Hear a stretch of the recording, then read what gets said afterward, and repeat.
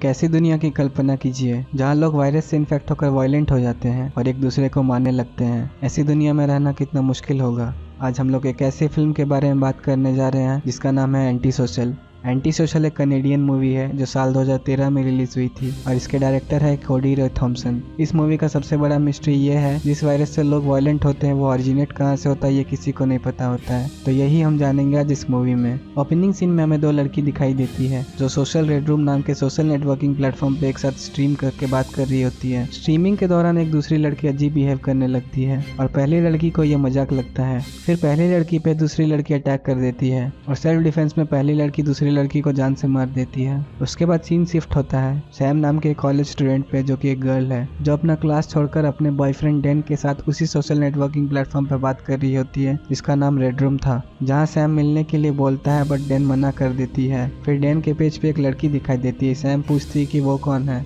इस बात पर डैन गुस्सा हो जाता है और ब्रेकअप करने को कहता है। उसके बाद सैम भी गुस्सा होकर सोशल रेड रूम नाम के एप्लीकेशन को अपने मोबाइल से इंस्टॉल कर देती है। उसके बाद सैम काफ़ी डिप्रेस फील करने लगती है।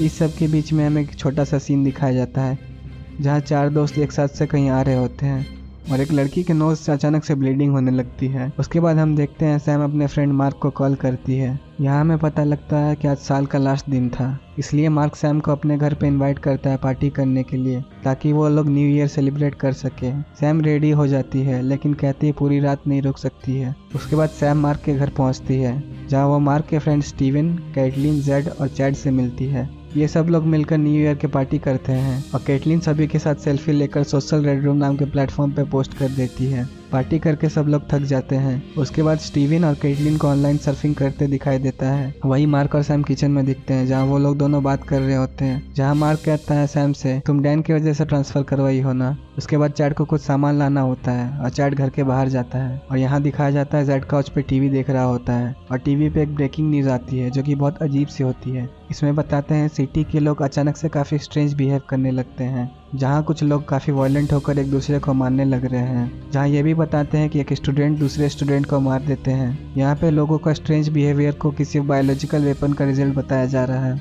यहाँ जेड मार्क और सैम को ये न्यूज़ दिखाते हैं। पुलिस को लगता है ये साइबर बुलिंग की वजह से सब हो रहा है और कैटलिन और स्टीव को रूम में एक साथ देखते हैं जहाँ अचानक से कोई आदमी विंडो के थ्रू ज़बरदस्ती उनके घर में घुस आता है और स्टीव पर अटैक कर देता है।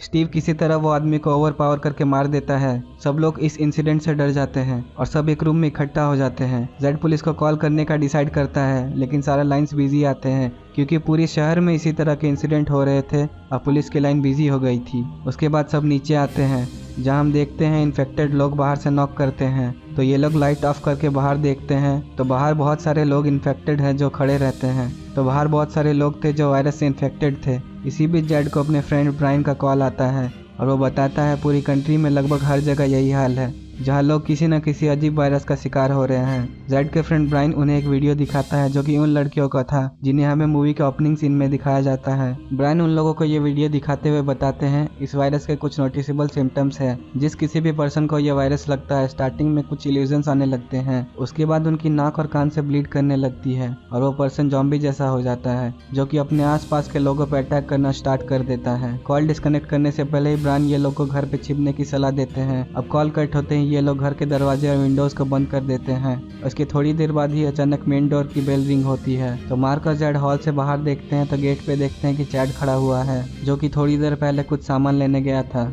मार्क और जेड नोटिस करते हैं कि चैड के नाक और कान से भी ब्लीडिंग हो रही है। स्टीव हेल्प करना चाहता था चैड को बट मार्क मना कर देता है, कहता वो इन्फेक्टेड है, अंदर नहीं आ सकता है वो। थोड़ी देर बाद हम स्टीव को बाथरूम में देखते हैं जहां वो लोग social networking platform red room पर इस वायरस के बारे में मैसेज पढ़ने लगते हैं। इसी बीच अचानक से ही उसके मोबाइल पे एक अननोन नंबर से मैसेज पॉपअप होता है और रिसीव करते ही स्टीव को कुछ स्ट्रेंज इल्यूजन्स आने लगते हैं। इसके बाद उसके नाक और कान से ब्लीडिंग होने लगती है और दूसरी तरफ हमें कैटलिन के साथ भी कुछ ऐसा ही देखने को मिलता है। जहां वो मोबाइल में न्यूज़ पढ़ रही होती है उसके मोबाइल में भी एक स्क्रीन पॉपअप होता है और उसके बाद उसके मुंह से स्नेक जैसा कुछ क्रिएचर निकलते दिखाई देता है और वो अपने गले से उसे बाहर निकालने की कोशिश करती है पर धीरे धीरे वो चोक होने लगती है। वो उसे निकाल नहीं पाती है जिससे वो शोर करने लगती है। लेकिन फिर हमें ये भी दिखाया जाता है कि मुंह में कुछ ऐसा हुआ ही नहीं था, ये सब बस कैटलिन का इल्यूजन्स था। ये सब नाक और कान से भी ब्लीडिंग होने लगता है। ये हम स्टीव को देखते हैं जिसे एक और इल्यूजन होता है जिसमें वो अपने सामने कई सारी जॉम्बीज देखते हैं और अपने आप को भी जॉम्बी समझने लगता है। उसके बाद उसके नाक और कान से ब्लीडिंग होने लगती है और अपने पास खड़े मार्क पे अटैक कर देता है। मार्क किसी तरह स्टीव से बचकर उसको मार देता है। उसके बाद जेड और मार्क स्टीव के बॉडी को बेसमेंट में रख के आ जाते हैं, लेकिन उन्हें डर लग रहा था कि कहीं उसकी डेड बॉडी से वायरस फैल ना जाए। और उधर केटलिन भी सबके सामने ब्लीड करने लगती है, तो समझ जाते हैं वो भी इन्फेक्टेड है। ये लोग केटलिन को जान से नहीं मारना चाहते थे क्योंकि वो अभी तक पूरी तरह जॉम्बी में चेंज नहीं हुई थी,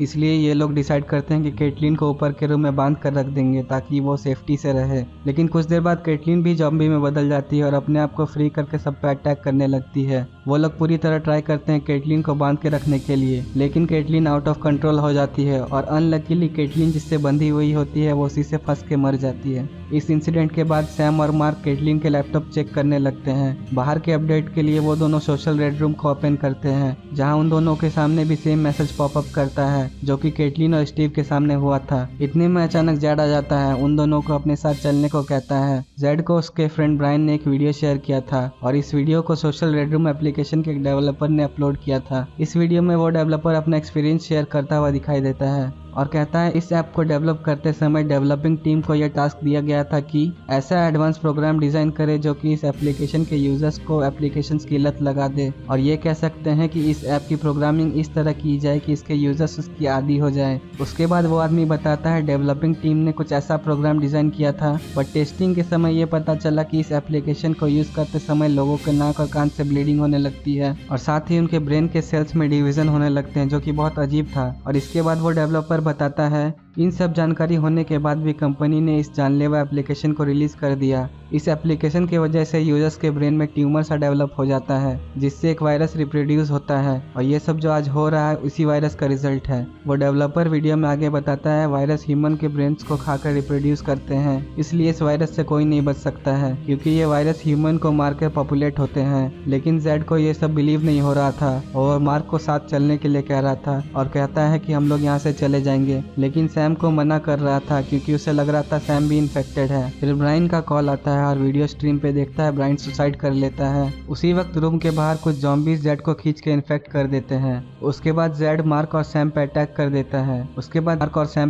देता है, लेकिन वो दोनों किसी तरह लैपटॉप लेकर बेसमेंट में छुप जाते हैं। सैम को इंटरनेट पे एक वीडियो मिलता है जिसमें एक डॉक्टर ये बता रहा होता है वायरस को ब्रेन से कैसे बाहर निकाल सकते हैं। इस वीडियो में डॉक्टर हेड पे किसी एक खास जगह कट लगाने को कहते हैं, जिसके बाद हेड में एक डीप ड्रिल करना पड़ेगा और बताते हैं ऐसा करने से एक होल से स्नेक जैसा क्रिएचर निकलेगा, जिसे पुल करने से वो स्नेक जैसा क्रिएचर बाहर निकल जाएगा और फिर वो इस वायरस से फ्री हो जाएंगे। उसके बाद सैम और मार्क डिसाइड करते हैं कि ये लोग खुद पे ट्राई करेंगे। मार्क सैम के सर पे एक कट लगाता है। उसके बाद सैम के सर पे एक ड्रिल करने ही वाला होता है कि बेसमेंट के डोर को ब्रेक करके चैड अंदर आ जाता है और वो मार्क पे अटैक कर देता है और मार्क को मार देता है, लेकिन सैम को मौका मिलते ही वो ड्रिल से चैड को मार डालती है। उसके बाद सैम खुद ही अपने सर पे एक ड्रिल करती है। उसके बाद उससे एक स्नेक टाइप का क्रिएचर निकलता है जिसे खींचकर वो बाहर कर देती है और वो वायरस फ्री हो जाती है। उसके बाद सैम के सर से बहुत खून गिरने लगता है जिससे कि वो बेहोश हो जाती है। उसके बाद सैम के सर से खून निकलने लगती है, जिसे रोकने के लिए सैम एक कपड़ा से अपना सर को बांध लेती है, लेकिन बहुत ज्यादा ब्लीडिंग होने की वजह से सैम बेहोश हो जाती है।